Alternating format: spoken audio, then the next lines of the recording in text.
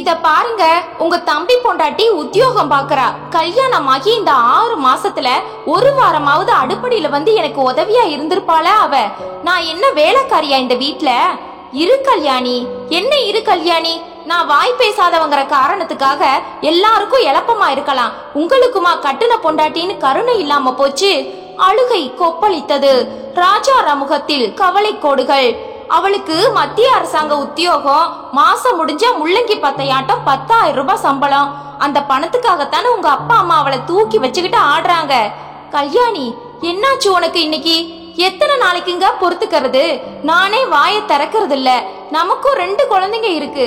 எனக்குன்னு ஆசை பாசங்களும் எதிர்பார்ப்புகளும் இருக்குங்க. ராஜாராம் மௌனமாகவே இருந்தான். அவளை ஒரு நொடி போல பார்த்தான். சரி, எனக்கு நேரமாச்சு, வந்து சாப்பாடு போடு. இன்னைக்கு சாயங்காலம் சீக்கிரம் வாங்க. எதுக்கு? வெளியில போறோம் 2 பேரும். உங்ககிட்ட நான் கொஞ்சம் தனியா பேசணும். வீடுன்னு ஒண்ணு இருக்கு. கட்டுன புருஷன் கிட்ட பேச பொண்டாட்டிக்கு வழி இல்லையே. சரி, வர்றேன். ராஜாராம் சாப்பிட வந்து விட்டான். அவனுக்கு கல்யாணமாகி 5 வருடங்கள் முடிந்து விட்டன. 3 வயதில் ஒரு பையனும் 9 மாத பெண் குழந்தையுமாக 2. அவர்களது கூட்டு குடும்பம்தான். கல்யாணிக்கு அதிகம் படிப்பில்லை, அதனால் உத்தியோகம் செல்ல வாய்ப்பில்லை. ராஜாராமும் சுமார் உத்தியோகம்தான். பிடித்தம் போக கையில் 5000 சொச்சம் வரும். அப்பாவின் பென்ஷன், தம்பி ஜெயராமின் சம்பளம் எல்லாமாக சேர கூட்டு குடும்பத்தில் சுபிக்ஷம் இருந்தது. அம்மா கையில் 3 பேரின் வருமானமும் வந்துவிடும். வீட்டு செலவு போக வீட்டுக்கு தேவையான சகல நவீன பொருட்களையும் தவணை முறையில் அம்மா வாங்கிவிட்டாள். வாடகை வீடுதான். கல்யாணியால் குடும்பத்தில் எந்த பிரச்சனையும் இல்லை. கல்யாணி அந்த வீட்டுக்கு வந்த நாளிலிருந்து அம்மா ஒரு துரும்பை கூட கிள்ளி போட மாட்டாள். சகலமும் கல்யாணிதான். சளைக்காமல் உழைத்தாள் கல்யாணி. பிரசவ காலம் தவிர மற்ற சமயமெல்லாம் மாடு போல உழைத்தாள். அதில் அவளுக்கு எந்த மனக்கிலேசமும் இல்லை. எல்லாம் ரேவதி வரும் வரைதான்.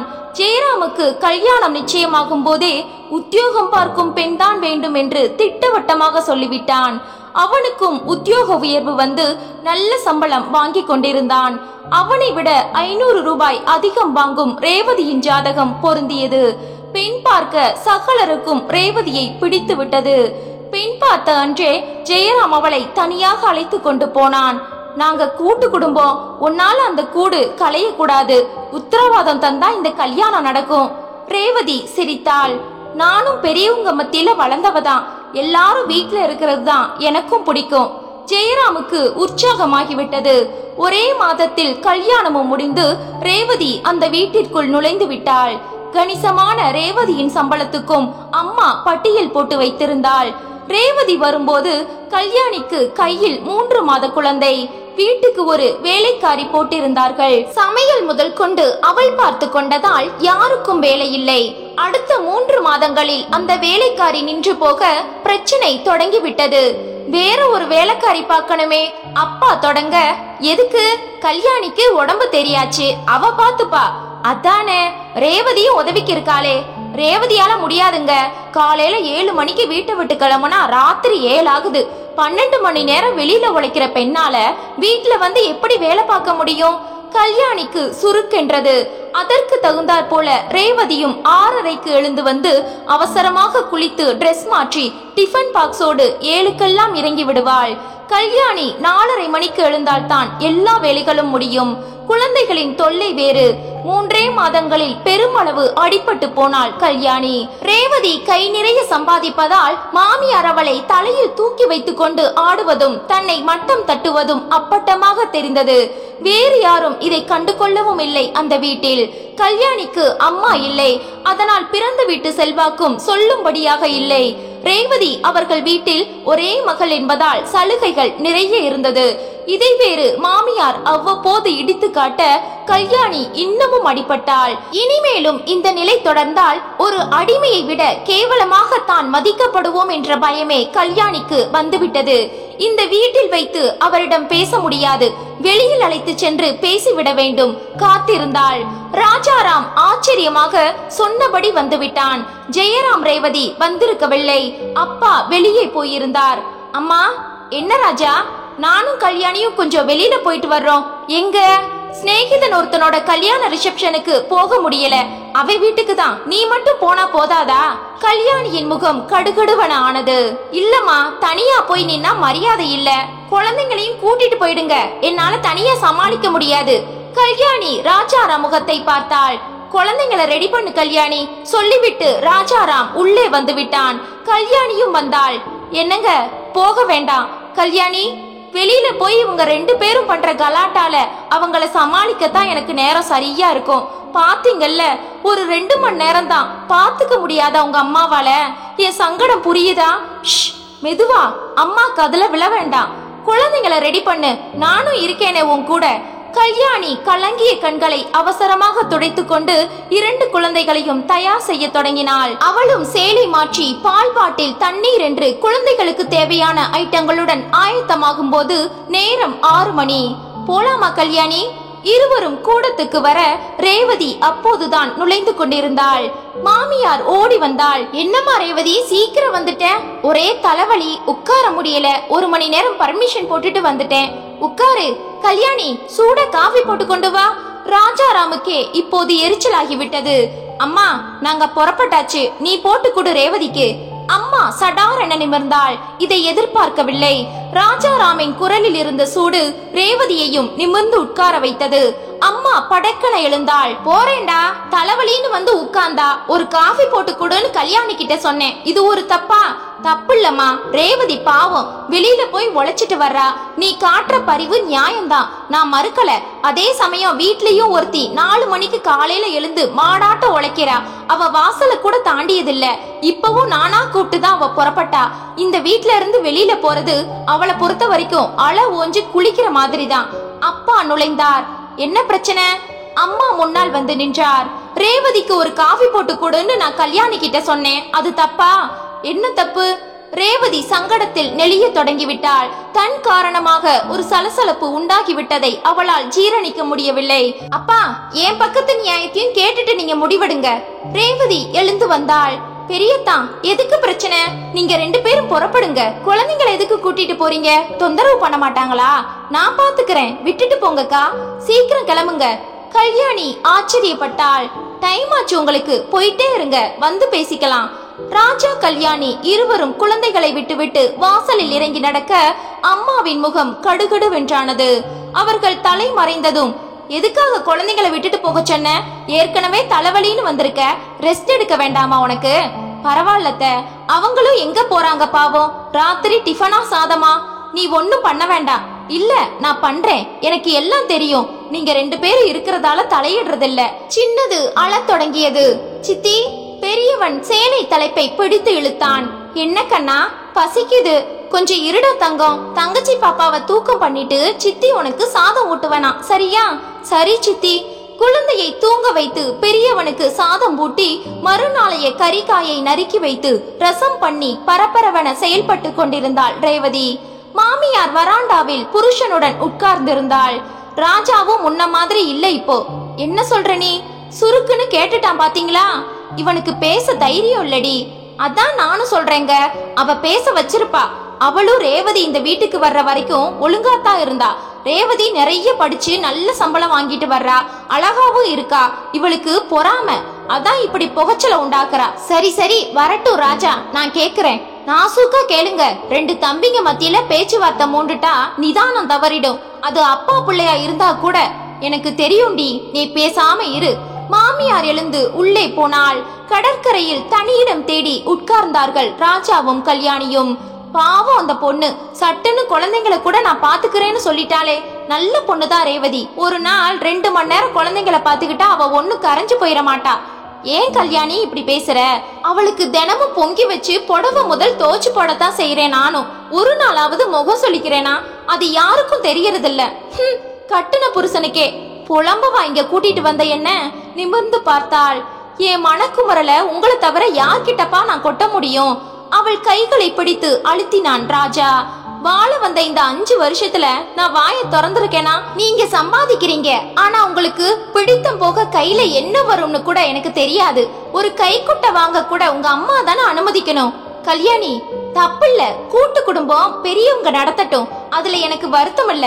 அவ வெளியே போய் உழைக்கிறா, நான் வீட்டுக்குள்ள உழைக்கிறேன். மேலதிகாரிகளுக்கு அங்க அவ பதில் சொல்லணும். இங்க உங்க அப்பா அம்மா முகம் பார்த்து நான் நடக்கிறேன். உழைக்கிற இடம் வேற வேற, ஆனா உழைப்பு ஒண்ணுதானே. அவ உழைச்சா கை நிறைய காசு, எனக்கு என்ன மிஞ்சுது? ராஜாராம் பேசவில்லை. உங்க அம்மா பேசினத உங்களால பொறுத்துக்க முடியாம தானே பதில் சொன்னீங்க. எனக்கு சண்டை போடுற உத்தேசம்லாம் இல்லங்க, இது வரைக்கும் நான் போட்டதும் இல்ல. ஆனா எத்தனை காலத்துக்கு இந்த அடிமை வாழ்க்கைய நான் வாழ முடியும்? கல்யாணி, நீ என்ன சொல்ற? சரிப்பா, நான் அடிபட்டு பழகுனவ, நீங்க அப்பாவி. நம்ம குழந்தைங்க சகிச்சுக்குமா? புரியல. ரேவதிக்கு ஒண்ணு பிறந்துட்டா உங்க அம்மா அதை தூக்கி வச்சுட்டு கொண்டாடுவாங்க.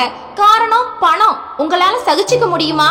கல்யாணி அவனை நிமிர்ந்து பார்த்தாள். நீ என்னதான் சொல்ல வர்ற? என்ன மன்னிச்சிடுங்க.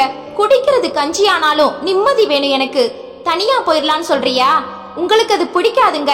ஆனா அப்படி போகலன்னா நீங்களே அவமானப்படுற நாள் ரொம்ப பக்கத்துல இருக்கு. கல்யாணி சொல்லுங்க. நமக்கு 2 குழந்தைங்க. பிடித்த போக என் கையில வர்ற சம்பளம் 5000 சொச்சம். அதுல வாடகை தந்து 4 ஜீவன்கள் சாப்பிட்டு ஓரளவு குழந்தைங்களோட தேவையை நிறைவேற்றுறது முடியாதுமா? இதை விட குறைச்சலா சம்பாதிக்கிறவங்க இந்த பூமியில வாழலையாங்க? அப்படி இல்ல கல்யாணி, உங்க அப்பா தம்பிய சார்ந்துதான் வாழணும்னு நினைக்க உங்களுக்கே அவமானமா இல்லையா? கல்யாணி அவன் குரலில் கோபம் இருந்தது. என்ன மன்னிச்சிடுங்க, இனிமே முடிவு உங்க கையில. உங்களை மீறி நான் என்ன செய்ய முடியும்? ராஜாராம் மௌனமாக இறைச்சலிடும் அலைகளை பார்த்தபடி உட்கார்ந்திருந்தான். கல்யாணி பேச ஆரம்பித்தாள். வீட்டுக்கு ஒரு பொருள் வாங்குறோம், இல்ல ஒரு வீடே வாங்குறோம்னு வைங்க, யாருக்கு இது சொந்தம்? அவன் பேசவில்லை. நான் பிரிவினை பேசலங்க. எல்லார் பணமும் ஒன்னா சேரும் போது யாரது எத்தனைன்னு தெரியாது. கடைசியில அதிகம் சம்பாதிக்கிறவங்களுக்கு தான் அது ஆதாயம். எனக்கு டிவியும் ஃப்ரிட்ஜும் வேண்டாங்க. வாழ்க்கையில நிம்மதியும் சுதந்திரமும் தான் வேணும். அவன் பேசவில்லை. சரி போகலாங்க. குழந்தைங்க என்ன செய்யுதோ தெரியல. அதான் ரேவதி இருக்காளே, பாத்துக்க மாட்டாளா? அவ பாத்துப்பா. ஆனா அத்தை சும்மா இருக்க மாட்டாங்களே. எழுந்து விட்டாள் கல்யாணி. இருவரும் வீட்டிற்குள் நுழைய வீடே அமைதியாக இருந்தது. ஜெயராம் வாசலில் உட்கார்ந்து புத்தகம் படித்துக் கொண்டிருந்தான். ரேவதி தூளி ஆட்டி கொண்டிருந்தாள். ரொம்ப படுத்துனாங்களா ரேவதி? கல்யாணி கேட்க, படுத்தாம ஒரு பக்கம் சின்னது, இன்னொரு பக்கம் பெருசு, அடுப்புல வேற கைய சுட்டுக்கிட்டு நாரி போயிட்டா ரேவதி. விட்டுட்டு போகும்போதே யோசிக்கணும். அம்மா பொரிந்து தள்ள, அம்மா ரேவதி பாத்துக்கிறேன்னு சொன்னதாலதான் நாங்க விட்டுட்டு போனோம். ராஜாவின் குரல் உயர்ந்தது. உனக்கு ஏண்டா இத்தனை கோபம் வருது? வராம எப்படிமா? குழந்தைங்க 2 என்னதாச்சே? தினமும் குழந்தைங்களை வச்சுக்கிட்டு கல்யாணி அல்லாடலையா? இல்ல அடுப்படியில காயம் பட்டுக்கலையா? அப்பா எழுந்து வந்தார். ராஜா ஏன் கூச்சல் போடுற? கூச்சல் போட்டது நான் இல்லப்பா, அம்மாதான். எல்லாரும் இருக்கும்போது அம்மாவை நீ குறைக்கான்றது அத்தனை சரியில்லை ராஜா. கோபம் வருதாப்பா? வராம பின்ன? உங்க பொண்டாட்டிய சொல்லும் போது பொத்துக்கிட்டு வருதேப்பா உங்களுக்கு, அதுவும் இந்த வயசுல. அது மாதிரி தானப்பா எல்லாருக்கும். ராஜா அப்பா அலறி விட்டார். சாரிப்பா, நான் உங்களை எதிர்க்கணும்னு நினைக்கல. சூழ்நிலை என்ன மௌனமா இருக்க விடல. ஆமாமா, பேசாத நீ பேச தொடங்கிட்டியே. அந்த சூழ்நிலைக்கு பேரு கல்யாணியா? அம்மா சொல்ல, நிறுத்துமா, அவளையே இழுக்கிற. இதுல நான் இழுக்கலடா. அமைதியான குடும்பத்துல ஆரவாரம் தொடங்குதுன்னா அது ஏன்? ஜெயராம் எழுந்து வந்தான். அண்ணா பேசாம இரு. இப்ப எதுக்கு பிரச்சனை? 2 பேரும் வெளியில போனீங்க. ரேவதி பாத்துக்கிறதா ஒத்துக்கிட்டா. அண்ணி விட்டுட்டு போனாங்க. முடிஞ்சு போச்சு. போய் சாப்பிட்டுட்டு படுக்கிற வழிய பாருங்க. நான் கொஞ்சம் பேசணும். அப்பா குரல் கொடுத்தார். என்னப்பா? சாப்பிட்டுட்டு வாங்க பேசலாம். பேசுங்க, சாப்பாட்டை அப்புறமா பாத்துக்கலாம். அண்ணா வந்து உட்காரு. ஜெயராம் ராஜாராமை பலவந்தமாக பிடித்து இழுத்து உட்கார வைத்தான். நமக்கு வாடகை மாசம் 5000 போகுது. வயிற்றுச்சலா இருக்கு. ஜனவரியில இன்னும் ஏறுமா? சரிப்பா, அதனால சொந்தமா ஒரு வீடு கட்டிட்டு போயிட்டா பணம் நஷ்டம் இல்ல பாருங்க. வீடு கட்ட பணம் வேண்டாமாங்க? அம்மா தொடங்கினாள். கல்யாணி தூளியாட்ட ரேவதி எதையோ தைத்து கொண்டிருந்தாள். 3 பேர் சம்பளம், என் பென்ஷன் எல்லாமா 30,000க்கு மேல வருது நம்ம வீட்டுக்கு. வீட்டு செலவு 12,000, போக்குவரத்து 2000, இஎம்ஐ போக எப்படி போனாலும் மாசம் 10,000 மிஞ்சும். அது அப்படியே கடன் அடைச்சா கூட பிரமாதமா வீடு வாங்கலாம். சரிப்பா, யார் கடன் தருவா? ஜெயராம் கூற, ஓம் பேர்லயும் ரேவதி பேர்லயும் ஜாயிண்டா லோன் போட்டு வாங்கினா 20 லட்சத்துக்கு மேல வாங்கலாம்டா. தவிர சொசைட்டி, பிஎஃப் நீங்க 3 பேரும் போடுங்க. ஏன் சேமிப்பு கொஞ்சம் இருக்கு. எல்லாமா 30 லட்சம் தேத்திட்டா நல்லதா ஒரு பிளாட் வாங்க முடியாதா? யோசனை நல்லா தான் இருக்குப்பா. நமக்குன்னு சொத்தும் ஆச்சு, குடும்பமும் வளமா இருக்கும். ராஜா திரும்பி கல்யாணியை பார்த்தான். அவளிடம் ரியாக்ஷனே இல்லை. ராஜா, நீ என்ன சொல்ற? இது சரிப்படாதுப்பா. ஏண்டா? ஜெயராமும் ரேவதியும் சேர்ந்து லோன் போடுறாங்கன்னு வைங்க, எப்படி சரியாகும்? ஏன் இப்ப அந்த மாதிரி நிறைய பேர் ஜாயிண்டா போட்டு வாங்குறாங்கடா. நான் அத கேக்கலப்பா. பிளாட் யார் பேர்ல பதிவாகும்னு கேக்குறேன். ஜெயராம் பேர்ல தான். இது என்ன கேள்வி? அம்மா குறுக்கிட்டாள். அதாவது தம்பிக்கு சொந்தமான வீடு அது. பத்திரத்துல மட்டும் தான்டா ராஜா அப்படி. உரிமை நம்ம எல்லாருக்கும் தான். அது எப்படிப்பா? நாளைக்கு ஒரு விவகாரம்னு வந்துட்டா உரிமை தான் பேசும், உறவு பேச முடியாது. ராஜா, ஏன் சம்பளமும் அதுல வரும், ஆனா உரிமை எனக்கு இல்ல. இதுல என்னப்பா நியாயம்? ஜெயராமே அதிர்ந்து போய்விட்டான். அண்ணனிடம் இந்த ரக பிரிவினை பேச்சை அவன் எதிர்பார்க்கவில்லை. பாத்தீங்களா அவன் எப்படி பேசுறான்னு? அம்மா படபடத்தாள். ராஜா எழுந்தான். நான் மட்டும் பேசலாமா? நாளைக்கு என் பேர்ல வீட்டை பதிவு பண்ணுனா தம்பியும் நிச்சயம் பேசுவான். அண்ணா, இருடா தம்பி, உனக்கு பண நிலைமை ஒழுங்கா இருக்குது. நீயும் ரேவதியும் சம்பாதிக்கிற பணத்துல 1/4 பங்கு தான் நான் சம்பாதிக்கிறேன். உங்களால பூமியில கால் ஊனி நிக்க முடியும், நான் தடுமாறி போவேன். எதுக்கு ஒருத்தர் தயவுல இன்னொருத்தர் வாழணும்? ராஜா, அப்பா எழுந்து வந்தார். சாரிப்பா, நாங்க தனியா போயிடுறோம். அத்தனை பேரும் அதிர்ந்து போனார்கள், கல்யாணியை தவிர. அதை சொல்லிவிட்டு சாப்பிட கூட செய்யாமல் ராஜா போய் படுத்து விட்டான். தூளி குழந்தையை எடுத்துக்கொண்டு கல்யாணி பின்னாலே போய்விட்டாள். கதவு சாத்தி கொண்டது. சாரிப்பா, நாங்க தனியா போயிடுறோம். அந்த வாக்கியம் தந்த அதிர்ச்சியிலிருந்து விடுபடாமல் அப்பா அப்படியே உட்கார்ந்திருந்தார். அம்மா ஏதோ பேச வாயெடுத்தாள். ஜெயராம் அருகில் வந்தான். அம்மா, இப்ப எதுவும் பேசாத. இந்த சூழ்நிலையில என்ன பேசினாலும் தப்பாதான் வரும். போய் படு. தம்பி, படுமா. அப்பா, நீங்களும் தான். அண்ணன் அவசரப்பட்டு சொல்லியிருப்பான். ராத்திரி முழுக்க தாண்டுனா சரியாயிடும்.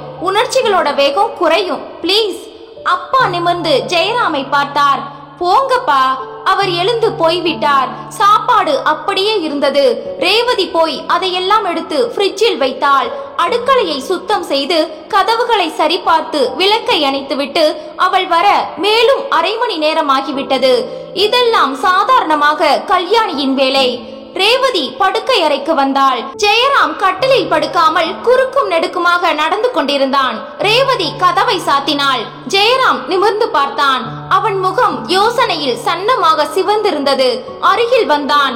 அண்ணா கொஞ்சம் அவசரப்பட்டு வார்த்தைகளை கொட்டிட்டான். ராத்திரி முழுக்க ஃபீல் பண்ணுவான். விடிஞ்சதும் தான் அப்படி சொன்னதுக்காக அப்பா கிட்ட சாரி கேட்பான். இல்லப்பா, மாட்டாரு. ரேவதி, நீ என்ன சொல்ற? ஜெயராமின் குரலில் அதிர்ச்சி இருந்தது. நான் பேசினா நீங்க தப்பா எடுத்துக்க மாட்டீங்கன்னா நான் பேசுறேன்.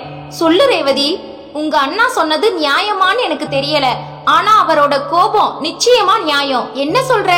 நம்ம 2 பேர் பேர்ல வீட்டை ஜாயிண்டா வாங்கிட்டு அதுல அவரும் பணம் போடுறதுன்னா அது நியாயம் இல்லதான். நீயும் நானும் அவங்க 2 பேரையும் ஏமாத்த போறமா ரேவதி? இல்லப்பா, இன்னைக்கு இருக்கிற மனுஷ மனசு நாளைக்கு இருக்கும்னு என்ன நிச்சயம்? ரேவதி, பண விவகாரம்னு வந்துட்டா உறவுகள் எப்பவுமே 2ஆம் பட்சம்தான். ஒற்றுமையான பல குடும்பங்கள் செதறி போனதே இதுல தானே. சரி, ஒப்புக்கிறேன். அத சுட்டி காட்டி அப்பா கிட்ட சொன்னா புரிஞ்சுக்க மாட்டாரா? வந்ததுமே அப்பா கிட்ட கோவப்பட்டான். திரும்பவும் நீங்க என்ன மன்னிக்கணும். ஏன் ரேவதி? அடுப்படியில காயம் பட்டுக்கிறதும் குழந்தைங்கள 2 மணி நேரம் பாத்துக்கிறதும் தியாகமா? அத அத்தை பெருசாக்குனப்ப உங்க அண்ணாவுக்கு கோபம் வந்ததுல தப்பு இல்ல. என்ன ரேவதி சொல்ற? சாரிப்பா, ஒரு விதத்துல நானும் குற்றவாளிதான். இந்த 6 மாசமா வீட்ல நான் ஒரு வேலையும் செய்யறதில்ல. அத்தை வயசானவங்க, முடியாது.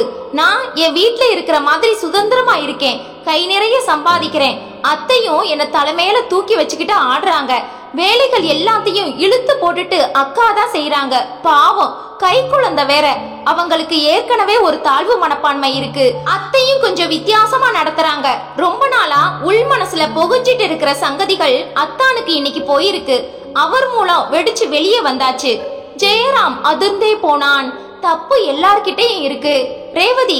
நான் ஓ அளவுக்கு ஆழமா யோசிக்கவே இல்ல. இப்ப எல்லாமே புரிஞ்சு போச்சு. நாளைக்கு விடிஞ்சதுமே எல்லாரையும் கூட்டி வச்சு பேசி பிரச்சனைய நான் தீர்த்துறேன். அது முடியாதுப்பா. நீங்க நினைக்கிற மாதிரி அது அத்தனை சுலபம் இல்ல. நீ என்ன சொல்ற? நான் அடுப்படியில போய் வேலை செய்யலனாலும் உங்களை விட மனிதர்களை என்னால எடை போட முடியும். ரேவதி, ஆமாப்பா, இப்ப ஒரு மாதிரி சூழ்நிலை மாறியாச்சு. உங்க சமாதானம் எடுபடாது. நான் பேச வேண்டாம்னு சொல்றியா? இல்ல, பேசுங்க, நிச்சயமா பேசுங்க. நானும் பேசுறேன். ஆனா பேச்சுவார்த்தை தோல்வியில முடிஞ்சா வருத்தப்படாதீங்க. அவங்க போகத்தான் போறாங்க. ஐயோ, அப்பா அம்மாவால தாங்கிக்க முடியாதே. சாரிங்க. ஒரு வயசுக்கு மேல அடிமையா இருக்கிறதும் கஷ்டம்தான்.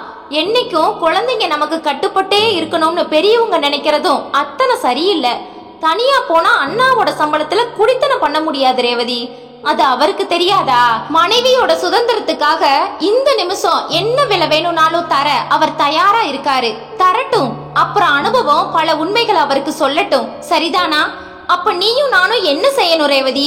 நான் சூக்க இணைக்க பார்க்கலாம், இல்லனா விட்டுடலாம். ஜெயராம் அப்படியே உட்கார்ந்திருந்தான். குட் நைட் படுத்து விட்டாள் பெருமூச்சுடன். ரேவதி அலாரம் வைத்தாள் 4:30 மணிக்கு. அவள் மனதிற்குள் அலைக்கடலின் கொந்தளிப்பு இருந்தது. வெளியே சொல்ல முடியவில்லை. ராஜாராமும் கல்யாணியும் கூட விடிய விடிய உறங்கவில்லை. ஆனால் எதுவும் பேசிக்கொள்ளவில்லை. தம்பி அவன் மனைவி பேரில் வீட்டை பதிவு செய்யலாம் என்ற யோசனை அவனை பலமாக தாக்கிவிட்டது. நீங்களே அவமானப்படுற நாள் ரொம்ப பக்கத்துல இருக்கு. சரியாகத்தான் சொன்னாள் கல்யாணி. இதுவே அவமானம் தான், நாசுக்கான அவமானம்.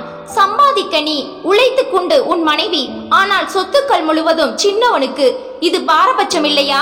ஒரு நாள் அடுப்படியில் கையை சுட்டு கொண்டதும் குழந்தை பராமரிப்பும் ரேவதிக்கு அவசியமில்லைதான். அவள் சம்பாதிக்கிறாள், அம்மா தாங்கத்தான் செய்வாள். கல்யாணிக்கு கையில் காசு இல்லை, சுய சம்பாத்தியம் இல்லை.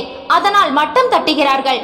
நாளைக்கு வீட்டுக்கு ரேவதி சொந்தக்காரி, கல்யாணி சம்பளம் இல்லாத வேலைக்காரி. நான் தாலி கட்டிய மனைவி கல்யாணி. நேற்று வந்த ரேவதியை தலையில் தூக்கி வைத்து கொண்டாடுவதை கல்யாணி எப்படி சகித்துக் கொள்வாள்? அம்மாவை சொல்வதற்குள் அப்பாவுக்கு பொத்து கொண்டு வருகிறது. கல்யாணி மட்டும் இழப்பமா? அவள் சொல்லை நானும் மதிக்கவில்லையானால் கல்யாணி எங்கே போவாள்? தனி குடித்தனம் தவறே இல்லை.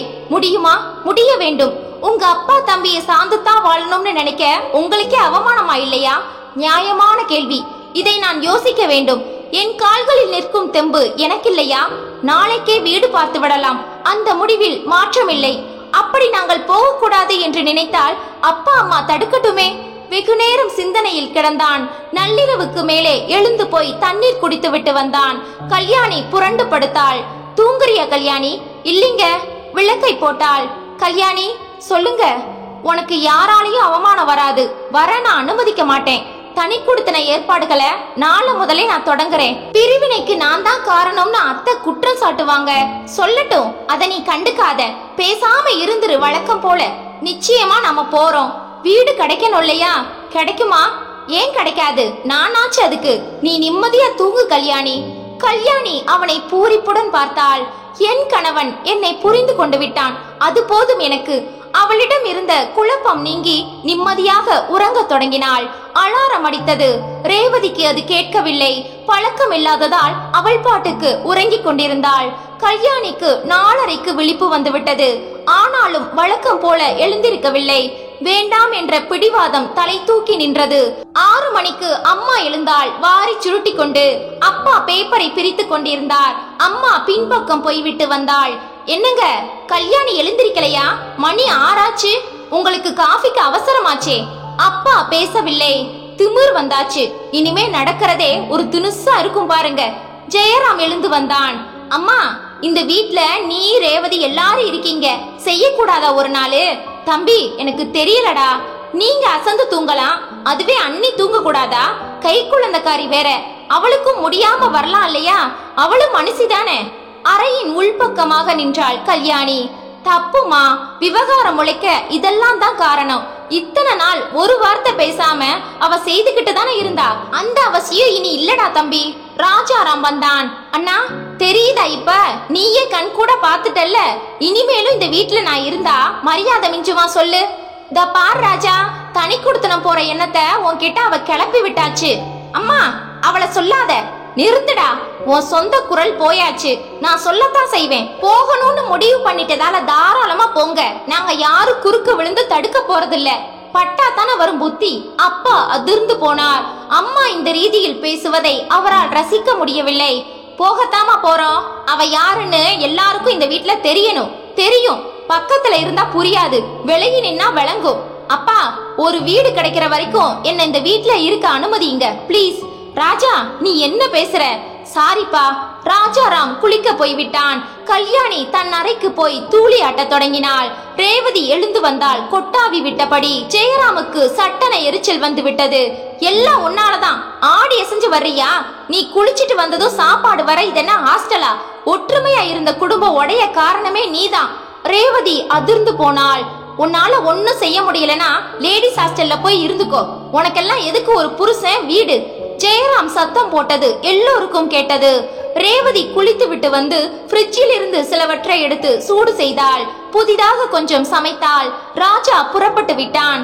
அத்தா சாப்பிட வாங்க. இல்லம்மா, எனக்கு நேரமாச்சு, நான் வெளியில பாத்துக்கிறேன். செருப்பை மாட்டிக்கொண்டு படியிறங்கி விட்டான். ஜெயராம் சாப்பிட வந்தான். அப்பா அம்மா கூடத்தில், கல்யாணி உள்ளறையில். ரேவதி பரிமாற தொடங்கினாள். ரேவதி, கோவமா என் மேல? எதுக்கு? நான் சத்தம் போட்டதுக்கு? 4 பேர் முன்னால என்ன விரட்டணும்னு ரொம்ப நாளா உங்களுக்கு ஆசை, நிறைவேற்றியாச்சா? ரேவதி விடுங்க, நான் புரிஞ்சுக்கிட்டேன். நாளையில இருந்து குழப்பம் வராது, நானே எழுந்துச்சுக்கிறேன். கூடாது. என்ன சொல்றீங்க? இப்ப வேண்டாம், ராத்திரி விவரமா சொல்றேன். கண்ணடித்தான் ஜெயராம். ரேவதியும் பேருக்கு சாப்பிட 2 பேருமாக பைக்கில் புறப்பட்டு போய்விட்டார்கள். கல்யாணி குழந்தைகளை குளிப்பாட்டி வீடு துடைத்து துணி துவைத்து என்று தன் அன்றாட வேலைகளை கவனிக்க தொடங்கிவிட்டாள். அதே நேரம் ராஜாராம் தன் ஆபீஸில் ஆதிமூலத்திடம் வீடு விசாரித்துக் கொண்டிருந்தான். அன்று மாலையே பர்மிஷன் போட்டுவிட்டு ஆதிமூலத்துடன் அலைந்தான் ராஜாராம். 5000 4000 வாடகையில் வீடுகள் இருந்தன. பட்ஜெட் ஒத்து போகாததால் அதை மறுத்துவிட்டான். இறுதியாக ஒரு வீடு சுமாராக பிடித்தது. ஒண்டி குடுத்தனம் போல இருந்தது. வெளிச்சமே சுத்தமாக இல்லை. ஒரே இறைச்சலாக வேறு இருந்தது. வாடகை 2000, 5 மாத முன்பணம் என்று சொல்லப்பட்டது. சூழ்நிலை ராஜாராமுக்கு சுத்தமாக பிடிக்கவில்லை. ஆனால் பணத்தை நினைத்த போது கவலையும் வந்தது. நாளைக்கே அட்வான்ஸ் தருவதாக சொல்லிவிட்டு வெளியே வந்தான் ராஜா. வீட்டை நோக்கி புறப்பட்டான். இரவு தனியறைக்கு வந்ததும் சொன்னான், வீடு பார்த்தாச்சு கல்யாணி. அதுக்குள்ளையா? ஆச்சரியமா இருக்கே, நான் இதை எதிர்பார்க்கவே இல்ல. வீடு ரொம்ப சுமாராதான் இருக்கு. இப்ப இருக்கிற வீட்ல 3ல் 1 பங்கு தான் இருக்கும்.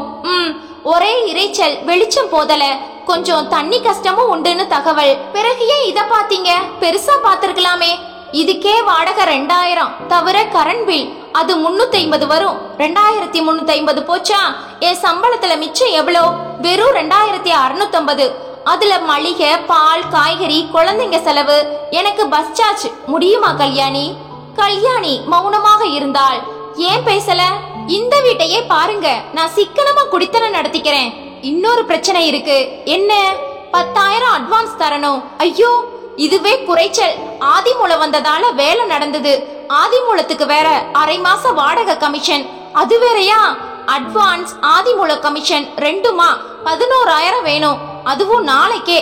என்ன பண்ண போறீங்க? தெரியல. சம்பளத்தை அப்படியே கொண்டு வந்து அம்மா கிட்ட தருவேன். ஒரு பொறுப்பையும் சுமந்ததில்ல. புரியல. அருகில் வந்தாள் கல்யாணி. பயமா இருக்கா? இல்லம்மா, யோசிக்கணும் இல்லையா எங்க பணம் புரட்டுறதுன்னு. வேண்டாம். என்ன சொல்ற நீ? இந்தாங்க, இத புடிங்க. திரும்பினான். அவளிடம் இருந்த ஒரு ஜோடி வளையல். கல்யாணி, அடகு வைக்க வேண்டாங்க, அப்புறமா வட்டி கட்டணும். இன்னும் வீட்டுக்கு தேவையான பாத்திரங்கள், பொருட்கள் எல்லாம் வாங்கணும். நம்ம குடும்ப பட்ஜெட் இடம் தராது, வித்துடுங்க. உன்கிட்ட நகையே அதிகம் இல்லையே கல்யாணி, அதனால எந்த பாதகமும் இல்லங்க. ஒரு அவசரத்துக்கு உதவத்தான் நகைகள், புரியுதா? எனக்கு சந்தோஷமே இல்ல கல்யாணி. உன் நகைய வித்தா குடித்தனம் தொடங்கணும், மனசு பொறுக்கல. தப்பே இல்லங்க, நான் முழு மனசோட தான் தந்திருக்கேன். நிம்மதியா தூங்குங்க. மறுநாளே புது வீட்டிற்கு பால் காய்ச்ச ஆயத்தமாகிவிட்டான் ராஜாராம். அப்பா அம்மா தம்பியிடம் நல்ல முறையாகவே சொல்லிவிட்டு சென்றான். அம்மாவை பால் காய்ச்ச புது வீட்டிற்கு அழைத்தான். அம்மா எகத்தாளமாக பேசினாள். அப்பா அவளை அடக்கினார். உன் பேச்சுக்கு ஆயுள் முழுக்க நான் அடங்கலாம், அடங்கித்தான் ஆகணும். ஆனா பிள்ளைங்களும் அடங்கணும்னு நீ எதிர்பார்த்தா நடக்குமா? அப்பா மனதில் நினைத்து கொண்டார். ரேவதி தன் அறைக்கு வந்தாள். என்னங்க? சொல்லு ரேவதி. ஒரு சந்தோஷ செய்தி, ஆனா சொல்லக்கூடிய சூழ்நிலை இப்ப வீட்ல இல்ல. என்ன? எனக்கு சீனியர் ஆபீசரா ப்ரமோஷன் வந்திருக்கு. அப்படியா? கங்க்ராட்ஸ். 2000 ரூபாய் அதிக சம்பளம் கிடைக்கும். ஜெயராம் உடனே கணக்கு போட ஆரம்பித்து விட்டான். ராஜா கல்யாணி தனி குடித்தனம் போய் 1 வாரமாகிவிட்டது. அந்த சூட்டோடு அம்மா உள்ளூரில் இருந்த தன் தம்பி வீட்டிற்கு போய்விட்டாள். கல்யாணியை பற்றி ஒரு குரல் அழுதுவிட்டு வந்து சேர்ந்தாள். இங்கு வீட்டிலும் கல்யாணியை வசைப்பாடி தீர்த்தாள். நாரட்டும், அவ பேச்ச கேட்டு தனி குடித்தனம் போன ராஜா சிரிப்பா சிரிக்கட்டும். நாளைக்கு சோத்துக்கே அலைப்பாயும் போது தெரியும் சங்கடம். அப்பா ஒன்றுமே பேசவில்லை. அம்மாவுடன் சேர்ந்து அவர்களை யாரும் குறை சொல்லாதது அம்மாவுக்கு என்னவோ போலிருந்தது. மறுநாள் காலை அலாரம் அடித்தது. கல்யாணி போன பிறகு டக்கன எழுந்து எல்லா வேலைகளையும் ரேவதி தான் பார்த்து கொண்டிருந்தாள். ரேவதி எழுந்து விட்டாள் வழக்கம் போல. ரேவதி திரும்பினாள். ஜெயராம் படுக்கையில் எழுந்து உட்கார்ந்தான். ஏன் நீங்களும் எழுந்துட்டீங்க? நீ படு, பேசாம படு சொல்றேன். ஐயோ என்னப்பா இது, நிறைய வேலை இருக்கு. ஆபீஸ் போறதுக்குள்ள எல்லாத்தையும் முடிக்க வேண்டாமா? ஒரு வாரமா நான் தானே எழுந்து பண்ணிட்டு இருக்கேன். இன்னைக்கு என்ன புதுசா? ஒரு வாரமா வீட்ல அம்மா இல்ல ரேவதி, அதனால நீ எழுந்து செஞ்சிட்டா அம்மா படுத்து வழக்கம் போல ஒரு 7 மணி வரைக்கும் தூங்குவாங்க. பாவம்பா, அவங்க வயசானவங்க இல்லையா? அது எனக்கு தெரியாதா? நீ செஞ்சிட்டா அண்ணியோட அருமை அம்மாவுக்கு எப்படி தெரியும்? அதனால அது புரியணும். உணர்ச்சி வசப்பட்டு எடுக்கிற எந்த முடிவுகளுக்கும் அர்த்தம் இல்லைன்னு எல்லாரும் புரிஞ்சுக்கணும் ரேவதி. படு சொல்றேன். நான் எழுப்புற சமயத்துல நீ எழுந்துரு, புரியுதா? ரேவதி படுத்து விட்டாள். நேரம் 6:30 கடந்து விட்டது. அம்மாவுக்கு விழிப்பு வந்து பாத்ரூம் வந்தாள். நன்றாக விடிய தொடங்கி விட்டது. ஐயோ விடிஞ்சாச்சே, ரேவதி எழுந்திருக்கலையா? காஃபி கிடைக்காம நாக்கு உலர்ந்து போகுது. அப்பா கொட்டாவி விட்டபடி சொன்னார். நான் ரேவதியை எழுப்புறேன். ஏன், உனக்கு காஃபி போட தெரியாதா? அம்மாவின் முகம் கடுகடுவென்றானது. பாவம் புண்ணியவதி, ஒரு பேச்சுக்கும் இடம் தராம விடிய ஒரு நாளைக்கு எழுந்து மாடாட்டு உழைப்பா. கல்யாணியத்தான் சொல்றேன். அவ இருந்தப்ப அவளோட அருமை இந்த வீட்டுல யாருக்கும் தெரியல. அம்மா திரும்பி முறைத்தாள். என்ன ஏண்டி முறைக்கிற? நெஜத்தை மூடி வைக்க எத்தனை நாளைக்கு முடியும்? ஜெயராம் எழுந்து வந்தான் சோம்பல் முறித்தபடி. ரேவதி எழுப்புடா ஜெய். பாவம்மா, ஆபீஸ்ல நேத்திக்கு எக்கச்சக்க வேலை அவளுக்கு. ராத்திரி எல்லாம் கை குடையுதுன்னு தூங்காம தவிச்சா. இப்பதான் தூங்குனா. தூங்கட்டும் பாவம். லீவு போட போறாளாமா? ஐயோ அது எப்படி முடியும்? வீட்டுல இருக்கிறவங்க அக்கடான்னு படுக்கலாம். வேலைக்கு போறவங்களால முடியுமா? அம்மாவின் முகம் மாறியது. உன்னால முடிஞ்சத பொங்கி வைமா, சாப்பிடுறோம். அண்ணி வாய்க்கு வகையா செஞ்சு போட்டுக்கிட்டு இருந்தா அதை இனி எதிர்பார்க்க முடியுமா? நிறுத்துடா. உங்களை எல்லாம் பெத்து வளர்த்தனது நான் தான், கல்யாணி இல்ல. எனக்கும் எல்லாம் செய்ய தெரியும். 1 மணி நேரத்துல தயார் பண்றேன். அம்மா சமையல் கட்டிற்குள் நுழைந்தாள். ஜெயராமனும் அப்பாவும் கண்ணடித்து கொண்டார்கள். அம்மா வியர்வை வழிய சாப்பாடு தயாரித்து முடித்திருந்தாள். ஒரு நாள் தான் மூச்சு வாங்கியது. டச் விட்டு போனதால் அறவே முடியவில்லை. தலை சுற்றுவதை போல இருந்தது. ரேவதி சாப்பிடலாமா? அம்மா எங்க 2 பேருக்கும் சாப்பாடு போடு. ஜெயராம் ரேவதியுடன் நுழைய அம்மா இருவரையும் ஏற இறங்க பார்த்தாள். பதில் சொல்லாமல் வெளியே வந்து விட்டாள். இருவரும் மேஜையில் உட்கார்ந்து பரிமாறிக்கொள்ள ரேவதி சின்ன குரலில், வேணாம்பா, இது சரியில்லை. அத்தைய பார்க்கவே பாவமா இருக்கு. எங்க அம்மாவுக்கு சுயபலம் அதிகம், வீம்பு அதை விட அதிகம். உனக்கு இதெல்லாம் புரியாது. எல்லாம் சரிதான். என் மூஞ்சில ஒரு நாள் காரி துப்ப போறாங்க அத்தை. துப்பட்டும், துப்பணும். என்னப்பா பேசுறீங்க? எல்லார் அருமையும் எல்லாருக்கும் குடும்பத்துல தெரிய வேணாமா ரேவதி? சாப்பிட்டு முடித்து கை கழுவி விட்டு எழுந்து வந்தான். எப்படிடா இருக்கு உங்க அம்மா சமையல்? அப்பா கேட்க, உப்பே இல்ல. ஏமா நாங்கெல்லாம் ரத்த அழுத்தக்காரங்களா? அதற்குள் ஜெயராம் ரேவதி புறப்பட்டு போய்கொண்டே இருந்தார்கள். அம்மா தாக்கப்பட்டாள். முகம்பாடி நின்ற கல்யாணி கண்ணுக்குள் வந்தாள். தனி குடித்தனம் வந்து 3 வார காலம் ஓடிவிட்டது. முதல் சம்பளம் அந்த வீட்டிற்கு வந்த பிறகு அன்றுதான் வாங்கி கொண்டு வந்திருந்தான் ராஜா. இந்தா கல்யாணி, இத புடி. மல்லிகை பூவோடு அதை வைத்து தந்தான். நீ அடிமையா இருந்த நாட்கள் முடிஞ்சாச்சு. இனிமே நீயே பட்ஜெட் போடு, குடித்தனம் நடத்து. பைசா குறையாம சம்பள பட்டியலோட உன் கையில கொண்டு வந்து தந்துடுறேன். நான் தலையிடவே மாட்டேன். நீ போட்டது சாப்பிட்டுட்டு பேசாம போறேன், சரிதானா? கல்யாணிக்கு காது குளிர்ந்தது. இந்த நாளுக்காகத்தானே கல்யாணி தவம் கிடந்தாள். அது பழித்து விட்டது. இந்த வீட்டிற்கு வந்த 3 வாரங்களில் நிறைய பிரச்சனைகள் இருக்கத்தான் செய்தது. குறிப்பிட்ட நேரம்தான் தண்ணீர் வரும். அடிக்கடி மின்சாரம் போய்விடும். இந்த வீட்டில் கேஸ் அடுப்பு இல்லை, ஸ்டவ் மண்ணெண்ணெய், டிவி, ஃப்ரிட்ஜ் இத்தியாதிகள் இல்லை. ஒரு குடிசையில் வாழ்வதை போல இருந்தது. இருந்தாலும் தன் மேல் எவ்வளவு பாசம் வைத்திருந்தால் தனக்காக தனி குடித்தனம் வந்திருப்பான் கணவன் என்று யோசித்தவாறு மனதை தேற்றிக் கொண்டாள். மறுநாள் காலை ராஜா ஆபீஸ் புறப்பட்டு விட்டான். மறக்காம வாடகை, லைட் பில்லு 2ஐயும் கொடுத்துரு கல்யாணி. அங்க அது அப்பா வேலை, நீ மறந்துட போற. சரிங்க, பால் கார்டு அங்க அம்மா வாங்குவாங்க. இங்க அந்த வேலையும் உனக்கு தான் தெரியுங்க. மளிகை கடை பக்கத்துல இருக்கு, போய் வாங்கிக்கோ. என் பஸ் செலவு, குழந்தைங்களுக்கு காம்ப்ளான். சரி சரி, இனி நீயாச்சு, எனக்கே நேரமாச்சு, வர்றேன். போய்விட்டான். அவள் வழக்கம் போல துணி துவைத்து பாத்திரம் தேய்த்துவிட்டு வேலைகளை முடித்துவிட்டு நிமிர்ந்தாள். குழந்தைகள் உறக்கத்தில் கதவை சாத்திவிட்டு வந்து உட்கார்ந்தாள். சம்பள கவரை கையில் எடுத்துக்கொண்டாள். பேப்பர் பேனா எடுத்து தர வேண்டியவைகளை பட்டியல் போட்டாள். ஒன்றையும் விடவில்லை, மொத்தமும் கூட்டினாள். கவரில் இருந்து சம்பளம் உருவி எண்ண தொடங்கினாள். கணக்கில் 1400 ரூபாய் துண்டு விழுந்தது. எப்படி போட்டாலும் அந்த பற்றாக்குறையை சமாளிக்கவே முடியவில்லை. பெரிய குடும்பத்திலிருந்து 4 சம்பளம் கைக்கு வர பிரச்சனை புரியவில்லை. கஷ்டமே இருக்கவில்லை. இனி இதில் தான் வாழ வேண்டும். இதுவே சிக்கனமான பட்ஜெட். எதை குறைப்பது? பட்டினியா கிடக்க முடியுமா? குழந்தைகளை நன்றாக வளர்க்க வேண்டாமா? தாலிக்குடியை விற்றுவிடலாமா? 7-8 மாதங்கள் சரி கட்டலாம். பிறகு விற்பதற்கு என்ன இருக்கிறது? சம்பளம் உயராதா? கூடவே விலைவாசியும் 2 பங்கு உயருமே. தனி குடித்தனம் தவறா? நான் தான் அவசரப்பட்டு விட்டேனா? அங்கே செய்யும் வேலையை இங்கே நான் செய்யவில்லையா? சொல்ல போனால் இங்கு வேலை இன்னும் அதிகம். ரேவதி பகிர்ந்து செய்யவில்லை என்ற ஒரு மனக்குறைதானே விவகாரம் வர காரணம். அவளை போல ஒருத்தி கை நிறைய சம்பாதிப்பதால் குடும்பத்தில் கஷ்டம் இல்லை. அவளால் சமையல் கட்டிலும் சமாளிக்க முடியும். என்னால் இனி உத்தியோகம் பார்க்க முடியுமா? கேள்வி மேல் கேள்வி வந்து தலை சுழல தொடங்கியது. குழந்தையின் அழுகை கேட்க எழுந்து ஓடினாள். பாலை கரைக்க அடுக்கலைக்கு ஓட வாசல் கதவு தட்டப்பட்டது. எதை செய்வது என்றே தெரியவில்லை. பரபரப்பும் டென்ஷனும் கூடிவிட்டது. கதவை திறந்தாள் ரேவதி. அவளை கல்யாணி எதிர்பார்க்கவே இல்லை. ரேவதி, குழந்தை அழுதேக்கா, நான் போய் பாலை கரைச்சி எடுத்துட்டு வரேன். நீங்க அதை எடுத்து சமாதானப்படுத்துங்க. ரேவதி பாலை கரைத்து எடுத்து வந்தாள். குடிக்க தொடங்கியதும் குழந்தையின் அழுகை நின்றது. என்ன ரேவதி, நீ மட்டும் வந்தியா? ஆமாக்கா, லீவு போட்டுட்டா. என்ன விஷயம் ரேவதி? எனக்கு ப்ரமோஷன் வந்திருக்கு. மாசம் 2000 ரூபாய் அதிகமா சம்பளம் வரும். அத சொல்லவா இங்க வந்த?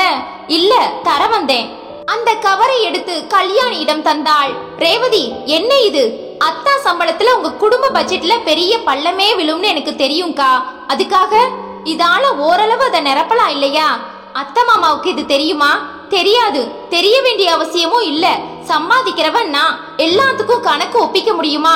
ஜெயராமுக்கு இன்னைக்கு ராத்திரி சொல்லுவேன். நான் புறப்படுறேன்க்கா. வர்ற வெள்ளிக்கிழமை வரலட்சுமி விரதம். அங்க வருவீங்க தானே? கண்டிப்பா. ரேவதி விடை பெற்றாள். ஒரே மாதத்தில் அம்மா களைத்து போயிருந்தாள். அப்பா முதல் கொண்டு அம்மா பக்கம் ஆதரிக்க யாருமே இல்லை. வியாழன் காலை விடிந்தது. ரேவதி, இன்னைக்கு அரை நாள்ல வந்துடுமா? நாளைக்கு நோம்பு. நீ பாட்டுக்கு ஆபீஸ்க்கு போனா யார் செய்யறது எல்லா வேலைகளையும்? பாக்கலாம் தே. லீவு கிடைச்சா வர்றேன். இல்லனா நாளைக்கு கூட போக வேண்டியது வரும். ரேவதி போய்விட்டாள். அம்மா சீற்றத்துடன் அப்பாவிடம் வந்தாள். இத பாருங்க, என்னால இனி முடியாது. நான் செத்தாச்சு. என் உடம்புல தெம்புள்ள. குடும்ப பொறுப்பே எனக்கு வேண்டாம். யாரோ நடத்திக்கட்டும். ஏண்டி, அது எப்படி முடியும்? ரேவதி ஆபீஸ் போக வேண்டாமா? அங்க உழைச்சா தானே காசு. வீட்டு வேலைகளும் சும்மா இல்லங்க, இடுப்பு விட்டு போகுது. புரியுதா? இப்ப 2 குழந்தைங்களையும் பாத்துக்கிட்டு ஒருத்தி எந்திரமாட்ட உழைச்சாலே, அப்ப பணம் கொண்டு வர்றான்னு சின்னவளை தாங்குனியே, இப்ப தெரியுதா சங்கடம்? அம்மாவின் கண்கள் கலங்கி விட்டது. கதவு தட்டப்பட்டது. அம்மா போய் திறந்தாள். கல்யாணி 2 குழந்தைகளுடன். ஆயுசு 100மா உனக்கு. நாளைக்கு நோம்பாச்சேத்த, அதான் இன்னைக்கே வந்துட்டேன். ரேவதி லீவா? அவ எங்க போடுவா? போயாச்சு ஆபீஸுக்கு. எல்லாம் போட்டது போட்டபடி கிடக்கு. நான் பாத்துக்கிறேத்த. இழுத்து சொருகி கொண்டு சமையல் கட்டிற்குள் நுழைந்து விட்டாள் கல்யாணி. பழைய ஜீவன் வந்து விட்டது வீட்டுக்கு. மாலையில் ஜெயராம் ரேவதி வந்து விட்டார்கள். ஐ, அண்ணி வந்தாச்சு. ரொம்ப நாளைக்கு அப்புறம் இன்னைக்கு நல்ல சாப்பாடு கிடைக்க போகுது. மறுநாள் காலை 3க்கே எழுந்து குளித்து வீட்டு வேலைகளை கல்யாணி தொடங்கிவிட 10 மணிக்கு பூஜைக்கு வந்து விட்டான் ராஜா. அது முடிந்து சாப்பாடு ஆனது. கடைசி பந்தியில் ரேவதியும் கல்யாணியும் சாப்பிட்டார்கள். மாலை 3 மணி. புறப்படு கல்யாணி. ராஜா அழைக்க வந்துட்டேங்க, பசங்களை தயார் பண்ணிக்கிறேன். அரை மணி நேரம் ஓடியது. கல்யாணி வெளிப்பட்டாள். நாங்க புறப்படுறோம். மாமியார் கல்யாணியிடம் வந்தாள். நீ போகாத கல்யாணி. அத்தை. சட்டென கைகளை பிடித்து கொண்டு மாமியார் அழத் தொடங்கினாள். அத்தை, என்ன இது? நீங்கள் அலறீங்க? ஜெயராம் குறுக்கிட்டான். அதானே, 4 பேரை அள வச்சுதானமா உனக்கு பழக்கம். ரேவதி அதட்டினாள். நீ போகாத கல்யாணி, என்ன மன்னிச்சிடு. உன் அருமை தெரியாம நான் ரொம்ப மோசமா நடந்துகிட்டேன். நீ இருக்கிற இந்த நிமிஷம் வீடு சொர்க்கமா இருக்கு கல்யாணி. ஒரு துரும்ப கூட என்ன நீ நகர்த்த விட்டதில்ல. ஆனா இப்ப நிலைமை தலைகீழ ஆயிடுச்சு. நான் செத்தாச்சு. ஆனா பேச வழி இல்ல. இது நானே தேடிக்கிட்டது. வேலைக்கு போற பெண்களை தட்டி கேட்க முடியாது. சம்பாதிக்கிற திமிர் இருக்கத்தானே செய்யும். இல்ல அத்தை, ரேவதிக்கு திமிர் இல்ல, என் மேலதான் தப்பு. நான் தான் அவசரப்பட்டுட்டேன். குடும்பத்தை கூறு போட்டவ நான் தான். இப்ப அவரோட சம்பளத்துல குடித்தனம் நடத்த முடியாம கலங்கி நிக்கிறேன். தனக்கு அதிகமா சம்பள உயர்வு கிடைச்ச 2000 ரூபாவை என்கிட்ட நேத்து காலையில கொண்டு வந்து ரேவதி கொடுத்தா. ராஜாராம் நிமிர்ந்தான். ஜெயராம் அருகில் வந்தான். அம்மா, அண்ணியோட அருமை உனக்கு தெரியணும்னு ரேவதி காலையில எழுந்து வீட்டு வேலைகள் செய்யறத நான் தான் தடுத்தேன். அப்பா சாட்சி. அப்படியா? ராஜாராம் சிரித்தபடி முன்னால் வந்தான். கூட்டு குடும்பத்துல ஒற்றுமையா இருந்தா கோயிலாட்ட இருக்கலாம்டா தம்பி. உங்க அண்ணிக்கு கொஞ்ச நாள தனி கொடுத்துற ஆசை. நான் தடுத்தா அது வெறியா மாறும். யோசிச்சேன். பட்டா தானே தெரியும், அனுபவிக்கட்டும்னு தான் தனி கொடுத்தன புறப்பட்டேன். அண்ணா, நீயும் நாடகமா? சொல்லிட்டு ஆடுனா ருசி இருக்காதுடா தம்பி. ராஜா, உன் மனசு எனக்கு தெரியும்டா. நீயா ஒரு நாள் இத சொல்லுவேன்னு நானே காத்துட்டு இருந்தேன். அப்பா சொல்ல அப்பாவும் பிள்ளைகளுமா சேர்ந்து என்ன கவுத்துட்டீங்களா? அம்மா போலி கோபம் காட்ட நாங்க இருக்கோம் அத்தை, உங்களை யாரும் கவுக்க முடியாது. காலையில் அலாரம் அடித்தது. கல்யாணி எழுந்து வந்தாள். அடுத்த 5 நிமிடங்களில் ரேவதி, பின்னால் மாமியார். அத்தை, நீங்க ஒரு வேலையும் இனி செய்ய கூடாது, போங்க. ரேவதி, நீயும் போய் படு. நாளெல்லாம் ஆபீஸ்ல உழைக்கிற, படுத்துக்கவா முடியும் அங்க? கல்யாணி, நாங்க தான் அந்த வீட்டை விட்டுட்டு இங்க வந்தாச்சே அத்தை. இனி வீட்டு பொறுப்பு எனக்கு, வெளி வேலை ரேவதிக்கு. எங்க 2 பேரையும் வழி நடத்த நீங்க. சரிதானே அத்தை? மாமியார் 2 மருமகள்களையும் பாசத்துடன் பார்த்து கண் கலங்கி நின்றாள்.